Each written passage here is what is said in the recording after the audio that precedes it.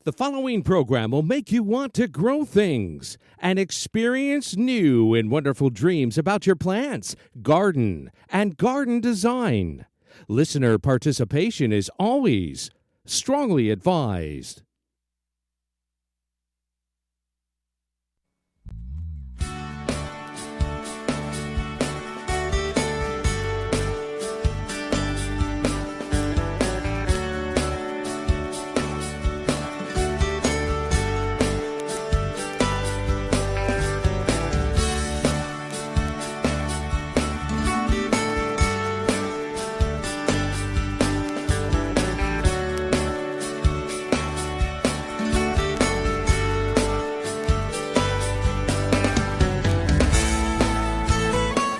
Good evening and welcome to Down the Garden Path with your hosts Joanne Shaw and Matthew Dressing, right here on Reality Radio 101.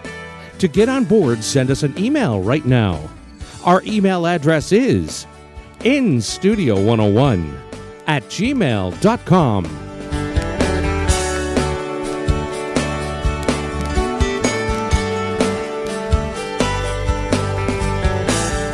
And now, right to your hosts of Down the Garden Path, Joanne Shaw and Matthew Dressing.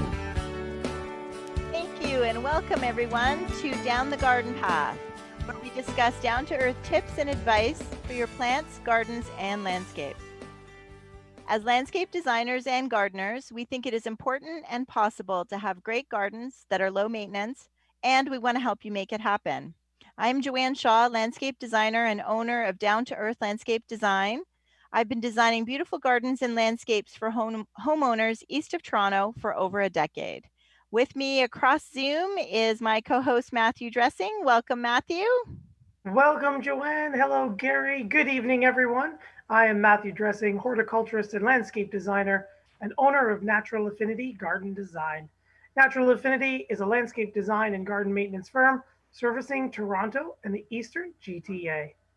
Joanne and I enjoy hosting Down the Garden Path each week, bringing you interesting, relevant, and helpful topics to help you achieve a great garden.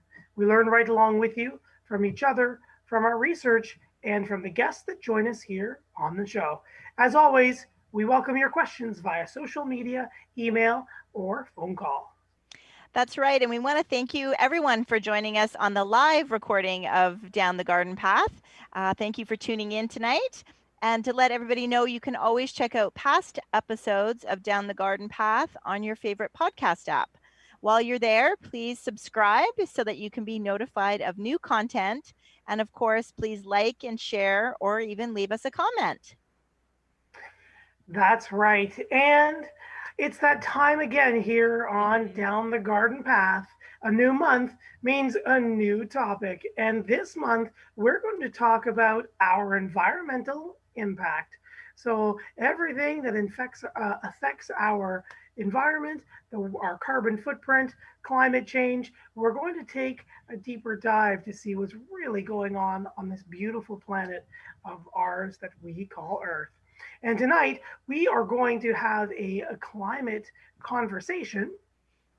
And we have a couple of guests we will introduce momentarily from an amazing podcast we hope you guys are all going to enjoy. So if you have a climate change question or comment, we'd love to hear from you. Let us know where you're from, where you're listening from. But you can write us here at instudio101@gmail.com. That's right. So we'd love to introduce you to Rose Tenalia Dunn, is a sacred activist living amidst the beauty of Cape Cod, Massachusetts. Rose believes in the existential threat of climate catastrophe may also be the greatest collaborative opportunity of our lifetime. She is committed to fostering the discussion of innovative, positive solutions for the climate crisis with a focus on the survival of all sentient beings. Christine Polle is an educator, healer, author, and earth activist. And for the past 20 years, she has lived in Treaty 3 territory in Northern Ontario, Canada. Not far, well, very far from us, but Christine believes that the key to personal and planetary healing is facing our deepest fears. And as a registered nurse for 25 years, Christine now has a wellness practice focusing on helping women transform their relationships to their bodies, food, and money. Welcome to the show, ladies. We didn't mention the name of your podcast and all of that, though. Why don't you tell us the name of your podcast? Sure. This is going to be interesting because Rose and I are used to both jumping in, but we'll use our own hand signals here. So our podcast name is Eaarth Feels, but there's a twist on that because Earth is spelled with 2 A's. And that's because we took our cue from environmentalist and author called Bill McKibben, who's written a book called Earth, again with the 2 A's. Life on is it a difficult new planet? Life on a difficult new planet. Yeah. Oh, So it's, okay. and the thinking behind that is it actually, we have changed it. Humans have changed the planet enough that it isn't the planet that any of us were born on. So when you know, with a little twist, you change the name and it just helps us recognize that, wow, humans are having quite the impact. That's right. That's right. So everybody, so you can search on your podcast app for Earth Feels podcast, and that is Earth with two A's. 2 A's. Excellent. Well, welcome to the show. We are excited. It's a deep topic. We realize that, and we only have an hour. And but Matt and I really wanted to explore this theme this month, and so why don't you start off by telling us a little bit about why you started your podcast? Well, how weird do you want to get? Christine and I have an interesting relationship in that we have been we were supposed to meet a number of different times. We actually went through training, Al Gore's climate reality training in Toronto back in 2015. Yes. And but we didn't meet there. Although we were about 2 tables apart from each other, we found out 2 years later. Oh, yeah, wow. Christine actually has a picture of me sitting at a different table. She's like taking a picture of her husband and I'm in the foreground, but we didn't meet there. So it's kind of a serendipitous synchronicity kind of thing. We met several years later in San Diego and we both had this climate training in common, though neither one of us were working in climate at the time. But it was a point of meeting for the two of us. Anyway, we kept in touch about climate, and I was watching David Attenborough's excellent documentary, Our Planet, one night, and I got this voice that said, text Christine and ask her if she wants to do a podcast. Oh, wow. Which sounds very weird, I know that. And but I listened to my intuition, and so I texted her right away, and 20 minutes later she said, yeah, I'd be interested. And that was in May of 2019. And for about a year, I'd been thinking, I'd like to do a podcast, but I don't know exactly what, because I have kind of a wide ranging interest and I don't want to do it by myself. So then when Rose texted me, I'm like, oh, I guess I'm going to do a climate change podcast with Rose. Cool. Yeah. And I had no idea what a podcast was because I'd never even listened to one until that point. But you still came up with the idea. We came up with the idea, and yeah, that was like in May, and I think we did our first. There's a lot of technical stuff, as you guys know. Yeah. We did our first podcast in July of 2019, so a little over a year ago. Yeah, we're not the experienced experts you folks are. No, we don't have 6 years under our belts, but yeah, it's been a long time. We've been talking. I've been talking, and it is much harder to do it by yourself, for sure. Which is why I was really excited 2 years in when Matt joined me, and it was much easier. I couldn't imagine doing it by myself. Yeah. I've left you a few times. You've done a few by yourself. I've abandoned you. Yeah. We have a little funny story about Matt and I. So we've been doing the show for quite a while together, only to discover, and we'd known each other through both at a nursery and through mutual friends and stuff. And Matt had been a guest on the show as well. And then we discovered that we actually are born on the same day. I know. He's like, stars are lining. I know. So it's just kind of one of those freaky things. Like, what do you mean yesterday was your birthday? Yeah, it was my birthday. Interesting. So, yeah. So it's kind of, where little things happen, right? Mm-hmm. So back to climate though. So the Al Gore climate training must have been very interesting.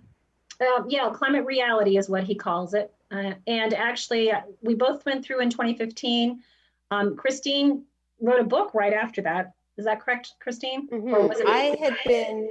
My climate journey started in 2009 when I was hired to do an environmental website for a school division in Winnipeg, and I'd kind of been a climate change avoider before then. That's what I would call myself, because it was such a big topic, and how do you get a handle on it? It's just too big. And so, but this job contract I had to take a deep dive into a whole bunch of topics, not just climate change. But as a result, after that 6 months, I knew I couldn't not address it as a mother and as a person of faith. It's just too important an issue.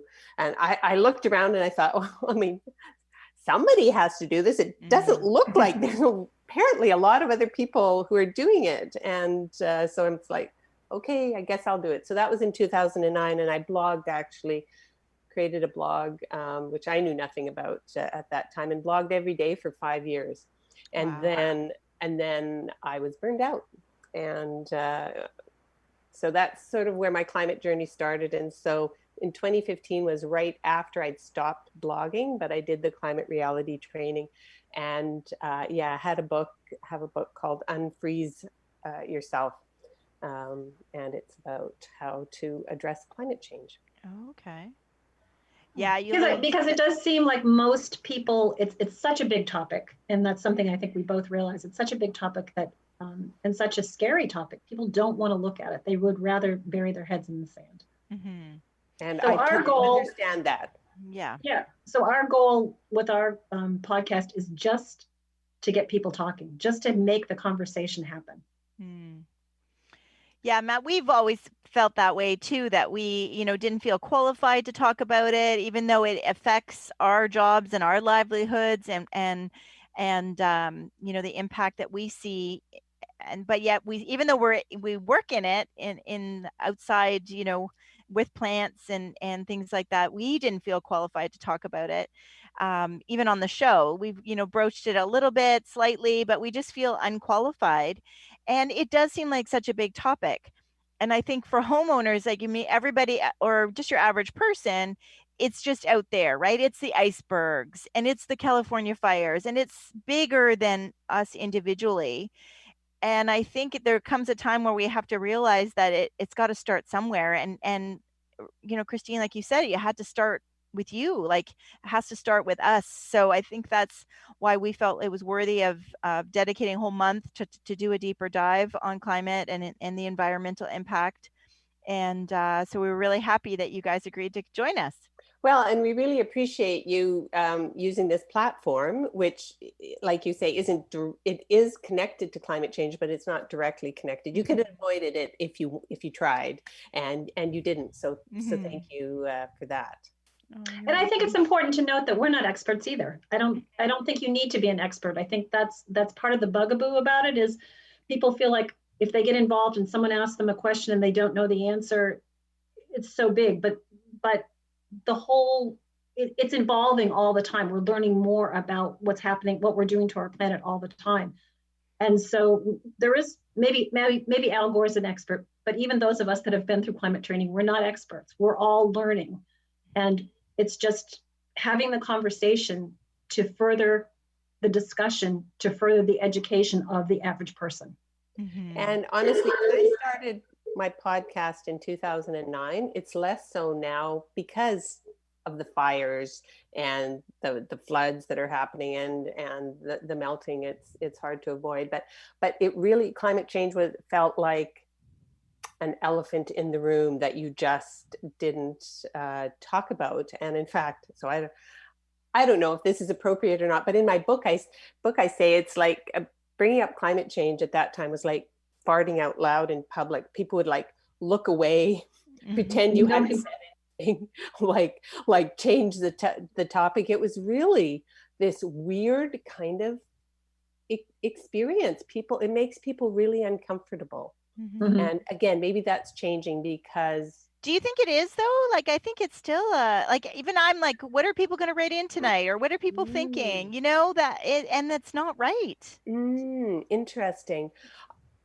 I don't know, Rose, what you think. I think it's changing, but partly it didn't take me long to realize, okay, I don't really care what people think of me. Like, if this is my children's future, and so would I rather be embarrassed, or would I rather, you know, do what I can for a livable future for my kids? That's kind of what it comes down to, because it is embarrassment. It's weird that, but we're social creatures, and we don't like to be embarrassed. And so I kind of got over it early on in my journey, because a few months into blogging, I met somebody online who was in your area, I think Kitchener, so a little bit further south than you folks. But he was at that time in the Canadian Parliament. There was a Climate Accountability Act going through. It was a minority parliament, and he started fasting, and he called his not his campaign Starving for Change. He was so concerned about climate change. So as it went through the Senate, he fasted and tried to get media attention to the fact that this was so important. And so I heard about that, and I thought, ooh, I'm not going to go without food for three weeks, or how can you do that? So what's the next hardest thing other than starving that I can do? And I thought, you know what? Going and talking to strangers about climate change is the hardest thing. So I became the climate change evangelist, if you will, in my neighborhood. I was living in Winnipeg at the time temporarily with my daughter who was going to school. Yeah, so I went door knocking. And that is scary. It is very scary. Pretty scary. And I would recommend that people do it if you're going to get over any fears.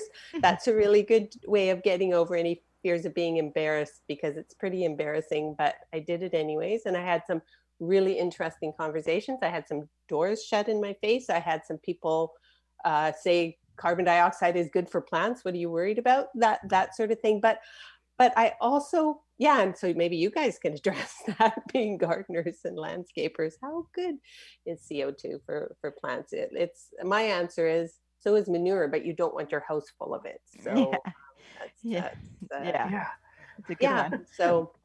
So anyways, that's my little story about how I just have, it doesn't bother me anymore to talk about climate change, obviously. I think you're right though, Joanne. I mean, I feel very blessed that I have Christine to talk to about this. And obviously my partner at home hears me talk about it all the time. But many of my friends they're not trained in climate. And I know when I start talking about it, I can see the eyes glaze over. So I think it's still not front and forward. It's becoming more so. I do agree with Christine that it's not probably where it was in 2009 when she started out. But I look at Al Gore and I think he's been talking about this since, I don't know what, early 2000s. And I'm just like, how does he keep going? How did he keep going when people were just giving him crap all the time about it? Yeah. He still gets a lot of that. He does. I want to say about the climate training, I just went back and took the training again. So 5 years in the interim. And the changes that have happened to the earth in those 5 years are pretty sobering. And we're really not there yet in terms of taking action. I think people like Greta Thunberg, I'm sure you guys know who Greta Thunberg is. Okay. Yeah. I think she's got the whole youth behind her, and rightfully so. I mean, they're the ones who are inheriting this problem that we and generations since the Industrial Revolution started have created. But we need to ramp up. Mm-hmm. Yeah, and they're giving her just as hard of a time as Al Gore. You know, it's really they are. sad to see them treat a child that way. Yeah, she doesn't seem as bothered by it though. I think that's part of her Asperger's, is that she just doesn't care what people think. She has to have a thick skin. Yeah, definitely. How do we simplify it for the average person then? Have you in your year of doing the podcast, have you figured out a way to kind of break it down for people who think it's, a much bigger, I mean, even though it is a much bigger issue, it still is in front of us. So do you mean sort of what can we each do, or to define it? What are you thinking? Well, I can say both. Can I say both? Well, let's define it. Let's define, maybe start off with the definition, and then we can move on to ways that we can all maybe do our little part of it, part to help. Well, we basically define climate change as the man-made changes to the environment that have been accelerating since the beginning of the Industrial Revolution, primarily because of the burning of fossil fuels, certainly agricultural farms, huge methane emitters. There's a very thin atmosphere that's around the Earth, almost like an eggshell. And we have been heating up inside of that eggshell so that our atmosphere is getting higher and higher parts per million of carbon. Right now, I think we're at 4.8. I think we hit 418 in the last week. Well, it's around 411 right now, which is about 10 points higher than it was last year at this time. So, okay. And when I started blogging, it was at 385. So 350 is where the science says we should be to keep the stable climate that we're all used to. That's sort of the industrial agricultural society that we're used to, that sort of developed over the last 10,000 years. That's a real sweet zone. And it's the Earth will still be around when it's just what's going to happen to us when weather gets more chaotic. That's what we're concerned about. The Earth will be okay. She'll heal. She's been around for a long time before us. She'll be around after us. So what do we want? What kind of future do we want for our children and grandchildren, I guess, is the question, and future generations. And so, like Rose says, we're putting these heat trapping gases in. We didn't know, it was the Industrial Revolution was a wonderful thing. We wouldn't be sitting here, chatting. We wouldn't, there's so many wonderful things that it brought us, but now we never have done this as a society, and in this big a way, had this big a change. And so there's so much inertia in the system to keep it going the way that it's going. Mm-hmm. So to turn that, and by inertia, it's also a lot of economic interests, obviously. And so how do you put the brakes on and pivot? And I don't want people to think that it's all bad news. There's a lot of bad news, but Rose and I really like to focus on the fact that this is an opportunity why wouldn't we want cleaner water? Why wouldn't we want cleaner air? Why, why wouldn't we want more equality? Because without oil to fight over, why wouldn't we want more peace in the world?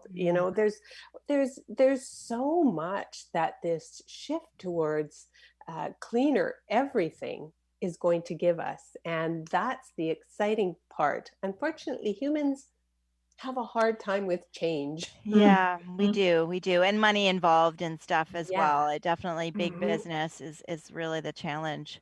So Matt, looks like we have a few listener questions. We do indeed.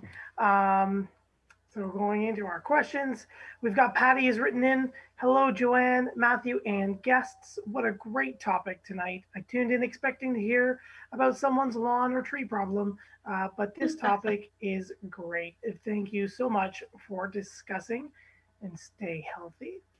Thank you, Patty, for writing in. Mm-hmm. Mm-hmm. We've also got Sean, who has written in. And it was probably a little bit ago when Christine had mentioned it, but Sean says, Christine has a book out, ? Yay, Christmas gifts, ! How and where So, Christine, how can our guests get a hold of your book? Okay, well, we're in Canada, so if I don't know if there's a McNally Robinson in Southern Ontario, but it's on Amazon as well. Okay. So it's called Unfreeze Yourself, and it's got a really long subtitle, so hang on. And our listeners, Sean could be in the U.S. as well. So our listeners are primarily. And that both was US Sean. and I'll have Canada. to say thank you to Sean. Oh my goodness, something just turned on. Uh-oh. Oh my goodness, I don't know what You're where watching that something? is. So I'm going to mute myself. Okay. All right, and we'll continue with our questions. Yeah, we'll come back to Sean's question. We will. Tom has written in. He says, "Hello, great show, great topic. What is the difference between climate change and global warming?" Thanks. Ooh. Well, yeah, there's kind of a mix of the two. Global warming is a result of climate change. We're finding that temperatures are getting warmer, which changes the weather patterns, which makes for more droughts in certain areas, more rain in certain areas, more the atmosphere as it heats up holds more moisture in the atmosphere. So then it's the tornadoes and hurricanes that come through are holding more moisture, then dumping more moisture. So creating more floods and that kind of thing. So they are very interconnected, but one is more global heating is a result of climate change, I would say. Christine? I mean, it's like I'm back. Sorry about that. Welcome. It's like she'll correct me when I'm wrong. She always plays devil's advocate, and she knows more than I do. So no. But just to the warming part is like that blanket of heat trapping gas that we've been pumping out in the form of fossil fuels and methane and nitrous oxide is like a blanket. We've put a blanket around Mother Earth, and now she's getting a fever. Sweating. And so, my background is in nursing, and so you can have a fever for a while, and you start to show signs of being unwell, and that's what's happening with the droughts and the fires and the floods. Like the earth is unwell, and but if your fever gets too high, that's it. And so that's where we're going. The thermometers rising, and we want to talk about how we can change that. And it can feel really overwhelming for one person. And one thing that I haven't mentioned is in 2010, 3 of us up here in Canada brought in an organization called Citizens Climate Lobby. So me and 2 other women. I'm no longer actively involved with that, but if people are interested in a very specific focus, that we're going to be talking about gardening because actually food is a really important part of addressing climate change. But honestly, using your voice, having conversations with the people around you, and frankly, your MPP here in Ontario and your MP in Canada, in the US, it would be what? Your legislators, your congressmen, your senators, your president. Yeah. That's a whole other show, Rose. Yeah. But Citizens Climate Lobby helps people organize to meet with their local politicians, provincial and federal. So I've lobbied in Ottawa, in Parliament. I've lobbied at Queen's Park. I've gone to Washington, D.C. Rose has never even been lobbied at Washington, D.C. No, I have not. So it's just important because until politicians hear loud and clear, this is not okay. Because you know what? The fossil fuel lobbyists are in there every day, practically. Yeah. So lobby. With money too, like that's the thing, right? So it's our voices can only go so far, I feel. You know what? But they have to get reelected. So, and actually, I saw news today that there is a solar and wind company that now is valued at higher than Exxon Mobil, which used to be the richest company on the planet. So things are shifting. This is, in some ways, it's like, wow, really interesting times. We all chose to be here, apparently. Yeah, definitely. Subscribe to that worldview. Yeah, and I think our voice is getting back to what Christine was saying. I think our voices are more important now than ever, because unless you're letting your legislators know that this is important to you, why would they spend their time and money on it? But the minute you tell them this is one of the things that you're going to be voting on, that gives them the impetus to be creating new laws and to be listening to what other countries are doing. If we say nothing, then it's just the status quo. Yeah, for sure. We have one more question. Let's jump back quickly to Sean. Christine, you have the subtitle of your book for us. Yes. 5 ways to take action on climate change now for the sake of your family, your health, and the planet. Excellent. And when did you publish your book again? In 2015. So now that it's been 5 years later and the science has changed, are you planning on doing a second edition? Or Is another that Sean's question or yours, Matt? That was my question.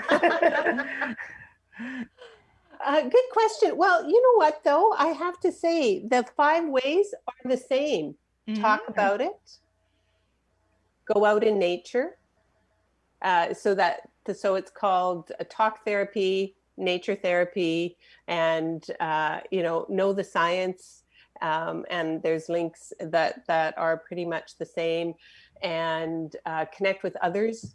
That's what we're doing.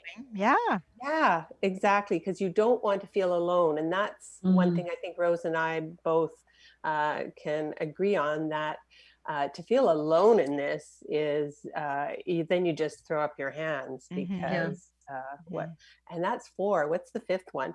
It's been a while since it can be a little crazy making. What was it? It can be a little crazy making to think that you're the only one who's concerned. So it's lovely to be on with you guys who are concerned, and your viewers or your listeners are saying, yeah, we're concerned too. This is a great topic. We love that. We love that feedback, because that means that the message is getting out there and more people are thinking about it. And I think going back to Greta, I mean, she mobilized so many young people that young people are talking to their parents about it. So it's like it's coming from all different avenues, and that's what needs to happen to propel it forward. I think propel so too. action forward. And I guess the 5th one, which is obvious, and I feel bad that I forgot it, is actually to put a price on carbon, because it's pollution, and it's just like, you have to pick up you pay somehow to pick up your garbage. At least in Red Lake, Ontario, where I live, we have to put a $2.50 tag on our garbage to get it picked up, each bag. So we're putting all of this, basically polluting our commons, our common air for free, and we have been for a century and a half now, and we know we need to know better now. And so, but I know that's a contentious topic in Ontario, so I'm just gonna leave it at that. Yes. About other solutions as well. From the last group of questions, and another one has just popped in. Alice was wondering, do our guests know if NASA is doing anything to help with this issue? Thank you. I don't know anything about that, but that doesn't mean that it's not happening. So if you go to the NASA website, it has a lot of information on it. Possibly slightly less now than they had before the current president, because they were a really, really helpful source of information before. I think they might have had to redact. But I would certainly encourage anybody to check out their website. I haven't been on there lately, but I can't imagine they're not talking about it at all, because they are scientists. Yeah, for sure. And I think the biggest lesson is listening to our scientists, you know, and You would think so. yeah. So 97% of scientists agree that this is man-made and that we are contributing to the changes that we're seeing on Mother Earth. Mm-hmm. So Damien And has Rose, written. go ahead, Matt. Go, Matt. I was going to say, Damien has written in the question that's kind of along the lines of the comments that we were just talking about. Damien writes in, okay, I think everyone realizes there are fact issues with climate change, global warming, or whatever you want to call it. However, a lot of people have taken advantage of the situation and have become very rich on the subject. And Damien believes that Al Gore is one of those people, a politician and not a scientist. So Damien asks, so who do we go to trust about the truth about what's actually going on with the planet? Thank you. And I think we were just saying the scientists, but Yes. Christine. I love that. I'm going to jump in because I'm not American. So Al Gore is, I've never voted for him.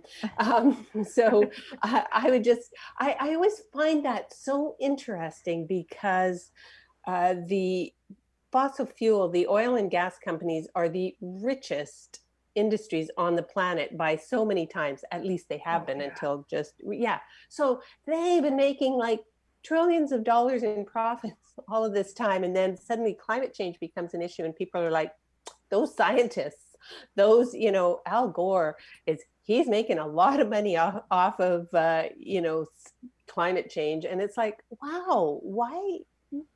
Interesting. I mean, I don't doubt that Al Gore has made some really wise investments in clean technology and, being sort of ahead of the curve. He would have seen where we were going. And for anybody who wants to invest, you would not want to be investing in oil and gas right now because they're tanking. You want to be looking at what are we going to need in this clean energy economy. And so I don't know if I can say any more than that, except that, look, folks, there's a lot of money to be made in the clean energy economy. And if we're going to talk about money, let's get people investing. There's so many options for clean investments now, whereas 10 years ago when we were looking at, my husband and I were looking at it, then it was like really impossible. So yeah, sure. Let's make money off of cleaner air, cleaner water, and a more stable climate. I'm in. Yeah, and I don't know if because someone makes money on something, it's not the right thing to do. I mean, I guess, I think that, I mean, I get where he's coming from. But, Well, I I think can say from taking the climate reality training that Al Gore's been doing these for many, many, many years. I don't know when he started. Do you know, Christine? But they were all free. 2008 or something. Yeah, all of the trainings are free. There's over 20,000 people that have been trained now to go out and speak to classrooms, to speak to businesses, to speak to their friends, to do podcasts like we're doing, to blog, to whatever, to try to perpetuate, to get the conversation going. He's not paid for any of that. I mean, when we attended in Toronto, I had to pay on my own dime to get to it. But I had 3 days worth of training sitting in a giant convention center with, I don't know, a couple thousand other people. Hundreds of other people, 500 other people. We didn't pay admission for that training. We didn't pay to get that education. Now he's gone virtual because of COVID. The last 2 trainings have been a couple of thousand people per, and it's a global phenomenon. But I don't think we need to, let's not even talk about it. Yeah, I do want to mention that too, because I know I'm also president of our local garden club, and we were having we were pre-COVID having a speaker who was trained as well by Al Gore. And she was also like, we typically spend, several $100s for each speaker each month. And the Al Gore speaker was no charge. So, so we can, we can move on, but, hopefully that answers your listener's question. Answers the question. Yes. Does he come back and said a few more things? Yes. So thank you again, Damien, for your question. That's right. And Alice, Tom, Sean, and Patty, for sure. So we did talk about, I think you did a great job of simplifying it and even explaining the climate change versus global warming. I think that really helped me understand. Um, how can we as individuals, in addition, and I think you're speaking to our MPs and speaking to other people and having the conversation is a huge part. And that didn't even enter my mind. So I think that's great that we're all doing this here today. And we might even have to have a part two because there's so much to talk about. But in our own households and our own, you mentioned growing food, and Matt and I have talked about that, and that COVID has really raised that as an issue too. What's your perspective on that? I think, so if you're looking at what one person can do, the number one thing is to talk about it. Support local agriculture, whether that's you're growing your own stuff in your own yard, you're growing stuff and your neighbor's growing stuff and you're bartering back and forth. Support that. Food waste is huge. 40% of what's grown never makes it from the market to the table. That means 40% is being wasted. There are people that are food poor. There are areas that are food deserts. So if you're growing or use what you have and don't waste it. I don't know. And then compost. I think everybody can use their own. I mean, don't be throwing so much stuff in the landfill. Reduce, reuse, recycle. I mean, that's been around forever. Yeah, it really and has. I think also while we're talking about food, and Rose and I love to talk about food. Yes, we do. Comes up in our podcast. Having a plant-rich diet, even if it's just meatless Mondays, which is a campaign, is whatever ways you can reduce your meat consumption, unless it's a very specific type of grass-fed sort of regenerative agriculture kind of meat. That's a huge thing to do. So and you know what, just being aware that there are solutions for this. It's not that we're not acting on this issue for lack of solutions. It's lack of political will and economic will. And so that's kind of encouraging. And I would encourage people to check out Project Drawdown, which they have an amazing website. They also put out a book in 2017, and that it's a group of scientists and community activists and a whole broad array of people that did amazing work for about 3 years. I think it took them, and they have the top 100 solutions for climate change. And do you know what Paul Hawken, who's an economist who led the project, he says he couldn't believe, he kept looking around, kind of like me in 2009. Why is nobody ever done this? Like kind of put together everything. What really is the best?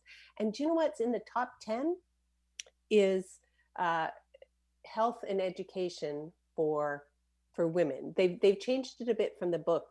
Because in the book it said educating girls and women and family planning, but family planning is a bit of a contentious issue, and so they've changed it. They've combined the two, and now on the website they just have health and education. And education just means equal access, whether you're a boy or a girl, man or woman. And healthcare is the same thing, access to healthcare. And then nobody tells women that they have to control, what to do with their bodies. But when there's more access to healthcare, more women choose, and education, more women choose to have fewer babies. And the great thing about Project Drawdown is it details 100 different solutions that are not yet to be developed. They're things that we already have right now that we can be taking care of. Food waste is a huge part of it. Composting, food waste local. Number 4 of the solutions: reducing food waste. Yeah. So these things are already happening. It's just that we need to get them to scale. And I don't know, do folks talk about regenerative agriculture at all? It's kind of a little out of landscaping, I guess, in gardening. Is it? Have you had a show on that? We we haven't, Matt. Have we? I mean, straw. I mean, okay. Define that for us. I don't want to embarrass myself by saying we've done some, interesting agricultural shows, but well, like permaculture, it's basically agriculture, but at an industrial scale, usually that also looks after the ecosystem in it, as it doesn't use pesticides. I have a definition somewhere. I just, on today's Best in Climate podcast, I read an article about regenerative agriculture and the Rodale Institute. Are you familiar with the Rodale? I've heard of that. Mm-hmm. Yeah, so they've just come out with another a follow-up paper to one they did in 2014 that is looking at regenerative agriculture as a solution to climate change. And in fact, what they say is regenerative agriculture is a win-win-win climate solution. They say we can sequester 100% of our annual carbon dioxide emissions if all global cropland and pasture were regenerative. So it's more than just sustainable. It's restoring biodiversity. It's exciting. I think you guys should do a regenerative agriculture. Yeah, I think we need to. It has to do with how the land is tilled and the microcosms that are underneath the soil that are sequestering the carbon. And obviously no pesticides. Composting is a huge part of it. Yeah. It's that. Yeah, I think it's very hopeful. It's very hopeful. I think in a little small scale of that there has been a whole movement with gardeners. And remember that, back maybe even 10 years, like we're all should be out running around cleaning up our gardens, right? Putting our gardens to bed.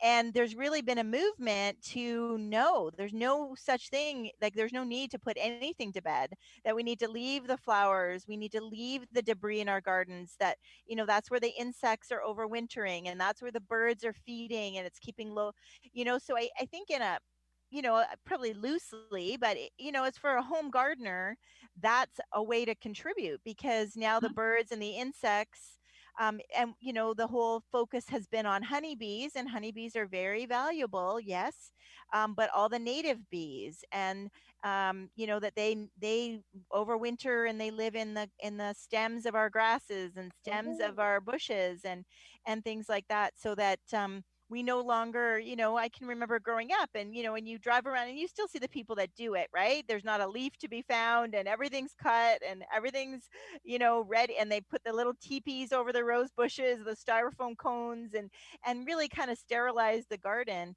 And really, Matt and I've been speaking about it. Hort societies and nurseries, have been speaking about, really, let's just let the garden be, for the bees. And anyway, so I think that's a little bit of a movement that I think a lot of your average homeowner can do their little part of that. And I think Ontario has done a pretty good job with our herbicide bans. We mention that often on the show because we often have to talk about things like nematodes and other ways to control insects. But we know that our American listeners have access to the chemicals and to the harsher things. So we kind of have to give a bit of both. So I think there's like baby steps, right? And yeah, but I would say those baby steps need to be like giant steps now. Yes.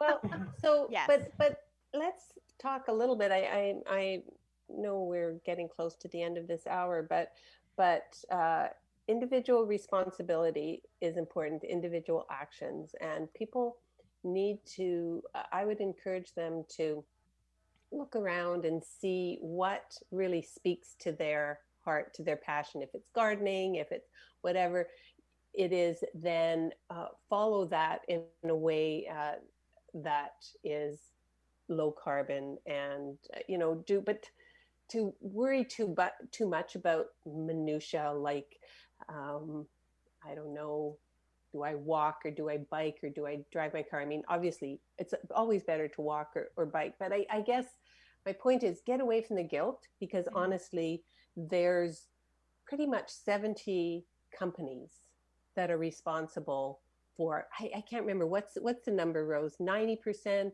Yeah, it's like 85% or something like that. Yeah. of our emissions that are in the air. Yeah. So and they kind of made it feel like it's in something that we need to control individually.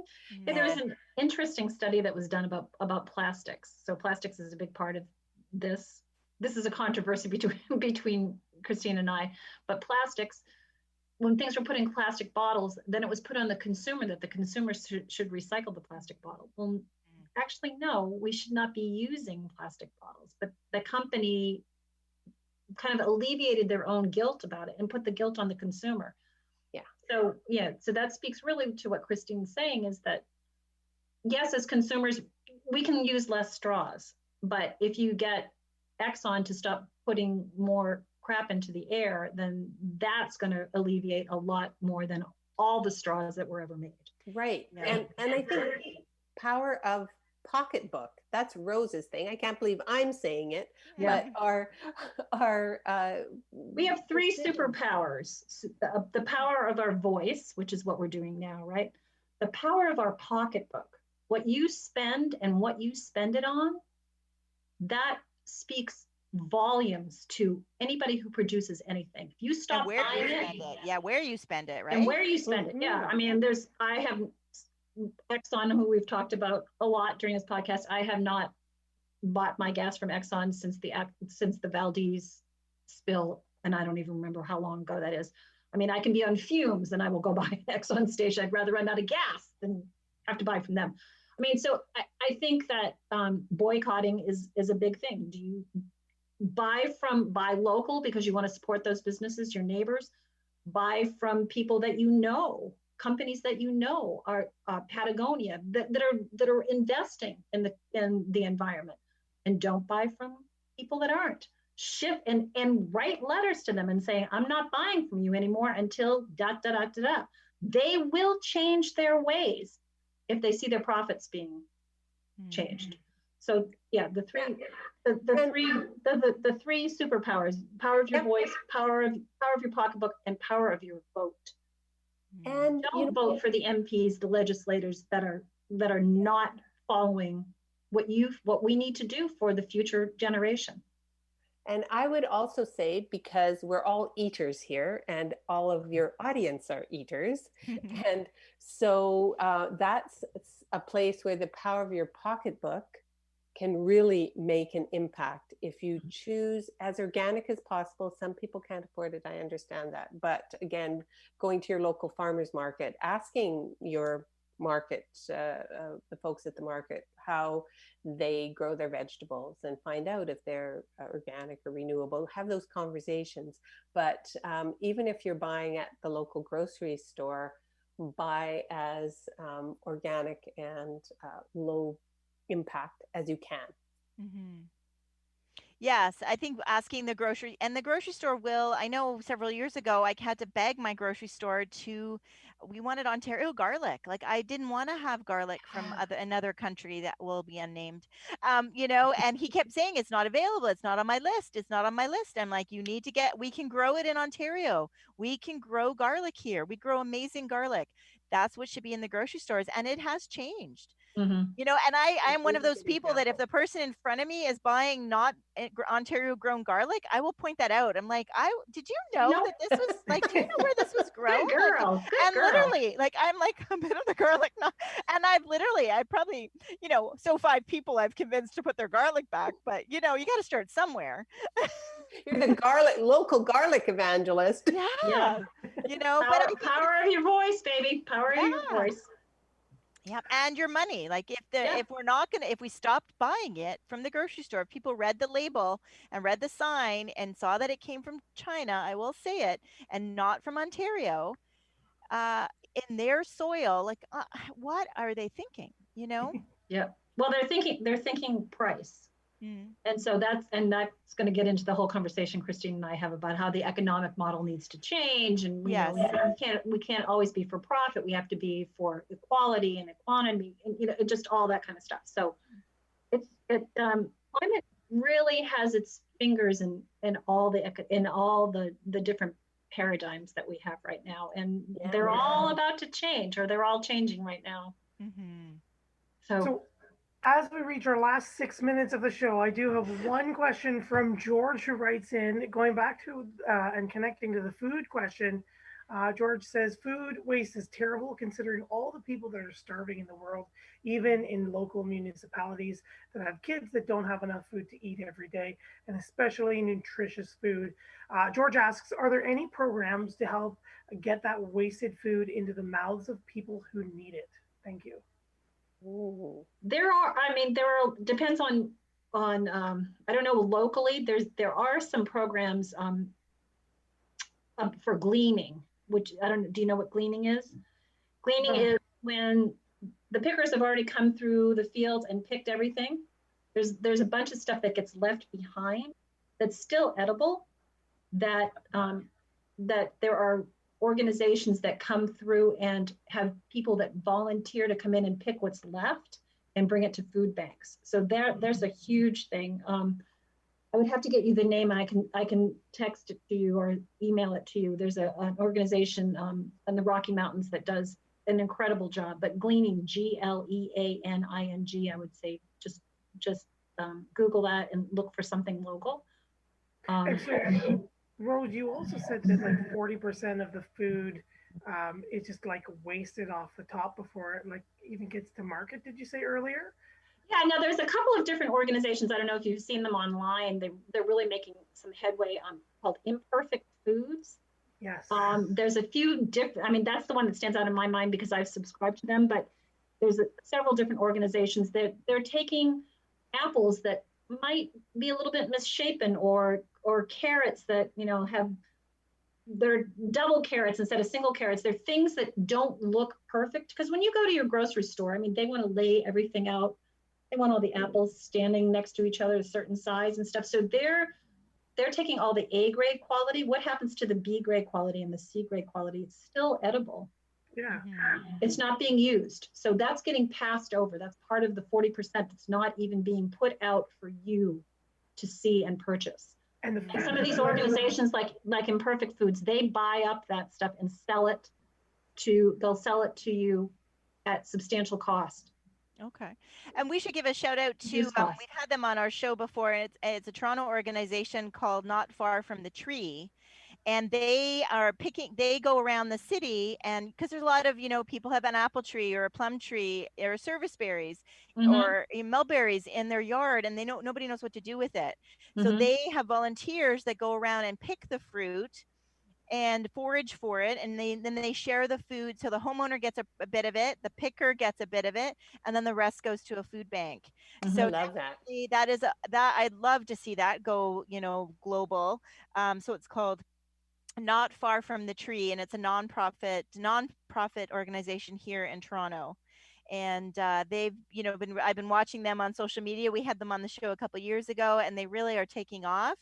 And in a neighborhoods that have like that abundance of trees, fruit trees, and lots of times like things like service berries, some of the older, you know, fruits people don't even know what to do with, right? And are those Saskatoon's service berries? Yes, Saskatoon berries, service berries. Oh. Yeah. So I spend my winters like that. I spend my winters in California, and you know, avocados grow everywhere, limes, lemons, everywhere. People just pick them and put them out in, you know, a box in the front yard that says free, and people can take them. Oh, wonderful! So I think that's something that all neighborhoods. Okay, now you're making those of us up in Canada sad, Rose. Yes, yes. But I think that's something that we can all do. I mean, it's if you have. I mean, I had an abundance of tomatoes this year, an abundance of eggplant. We didn't touch on this, but I turned my front yard into a garden this year because of COVID. I needed a project, and my front yard is very sunny, and I was amazed at how much I had. And I literally went to my neighbors and gave stuff away. You know, I've got jars of pickles that I've made that people are getting for Christmas. It's just, I mean, there's so much that you can do in your own. Don't waste food. Yeah. And I would just encourage the listener to check out what's available locally, because I don't know if we know where he is, but there are often local organizations, even community gardens, that sort of thing, and that that's good, because it gets you connected to your neighbors as well. All right. Well, I think we will love to speak with you again. I mean, this was lots to talk about, and it was a great conversation, I think. I agree. Thanks so much for having us. Yeah. Yeah, it's been fun. Remind everybody how they find your podcast. It's All right. Earth Feels, EAARTH Feels podcast.com. And we're on all the platforms. Yeah, all the platforms, or we have a website, earthfeelspodcast.com. Excellent. Excellent. Thank you very much for joining us. And Matt, do you want to wrap up before Gary gives us the hook? That's right. And thank you, Patty, Sean, Tom, Alice, Damia, and George. Thank you very much for all of your questions. Thank you, everyone, joining us here live every Monday night, tuning in here. We appreciate it. We love being able to have guests and talk with you every Monday night. And thanks again from Joanne and I for tuning in here down the garden path here on Reality Radio 101. Good night.